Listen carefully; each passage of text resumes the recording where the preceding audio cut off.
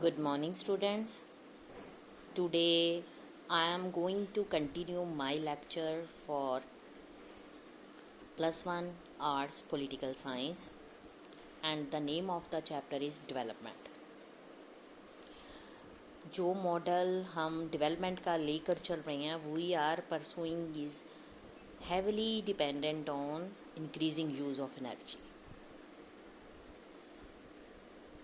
जो most of the जो energy है currently generated in the world वो आ रही है नॉन रिन्यूएबल्स रिसोर्सेज से, लाइक कोल, पेट्रोलियम एक्सेट्रा. जो large tracts of Amazon rain forest हैं are being deforestated in order to provide for increased consumer needs. Are there enough of these non-renewable resources which can allow not only the advanced country but all the people in the world to enjoy an affluent lifestyle? Given the finite nature of these resources, answer है no. What about the future generations? Are we going to hand over a depleted earth and multiple problems to them? Now let us study Cain Saro Viva. Just imagine that a hidden treasure is found in your backyard. How will you feel if the treasure is taken away little by authorities in the name of development? क्या होगा? This development is not reflected in your standard of living or even in facilities for the colony you stay in. Further, your house as a site for treasure is constantly vandalized by people who claim to use the treasure for development. Isn't it gross injustice for the people in whose house the treasure has been unearthed? एक example देकर इन्होंने ये चीज़ समझाई है. Oil had been found in the region of Ogoni in Niagara. Nigeria में found किया गया. Found in the region of Ogoni in Nigeria, और ये फाउंड हुआ था 1950s में, which resulted in crude oil exploration. Soon जो economic growth and big business है इसके आसपास क्रिएटेड होने शुरू हो गए. It an entangled web of political intrigues, environmental problems, corruption. This prevented development of very region where oil had been found. Cain Saro Viva, an Ogni by birth, जिसको recognize किया गया as an author, journalist, television producer in 1980s. In his work, उसने ये observe किया, reacted किया to the exploitation around him as the oil and gas industry took riches from beneath the feet of the poor Ogni farmers, and in return left the land polluted, people disenfranchised. Saro Wiwa ने non violent struggle start कर दी with the launch of the movement for the survival of Ogoni people, MOSOP. In 1990 में ये movement start हुई थी. An open grass root commonly based community based political movements ये थी. Movement बहुत ज़्यादा इफ़ेक्टिव थी. 1993 तक ये चली, जिसके कारण जो ऑयल कंपनीज थी उनको ओगनी से पुल आउट करना पड़ा. बट सारो वीवा ने इसके लिए बहुत प्राइस को पे किया. जो मिलिट्री रूलर थे नाइजीरिया के framed him a murder case. Military tribunal sentence him to death. Saro Wiwa ने ये कहा कि military rulers were doing this on behalf of Shell, multinational oil company थी, that had to withdraw from the Ogoni region. जो human right organisation थी all over the world, उन्होंने protested against this trial किया, appealed for his release.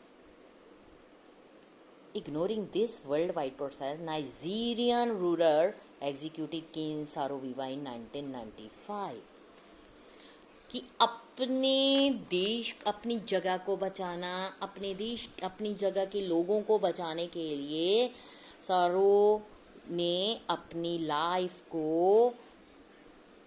अपनी country के लिए sacrifice कर दिया। इन्वायरमेंटलिज्म क्या है? You may have often heard the term like pollution, waste management, sustainable development, protection of endangered species, global warming. These are the buzzwords of the environmental movement, जो काम करते हैं to protect natural resources and ecosystem. जो environmentalist है maintain that human being को learn करना चाहिए to live in harmony with the rhythm of economic system and not manipulate the natural environment to serve their immediate interest. वो believe करते हैं कि mankind जो है using up destroying natural resources to such an extent that we will bequeath only a barren earth, poison rivers, polluted air to future generations. Root जो हैं environmentalism के can be traced back to the 19th century. That means revolt against industrialisation. Today अगर हम बात करें, जो environmental movement है वो वर्ल्ड वाइड फिनोमिनन हो गई है with thousand of non governmental groups. Even कुछ ग्रीन पॉलिटिकल पार्टीज़ भी इसमें इंटरेस्ट ले रही हैं। कुछ some well known environmental groups जो हैं, जिसमें आ जाता है Greenpeace, World Wildlife Fund, और इंडिया में we have the Chipko movement which emerged to protect Himalayan forest. These groups जो हैं try to pressurize government to modify their industrial and development policy in the light of environmental goal.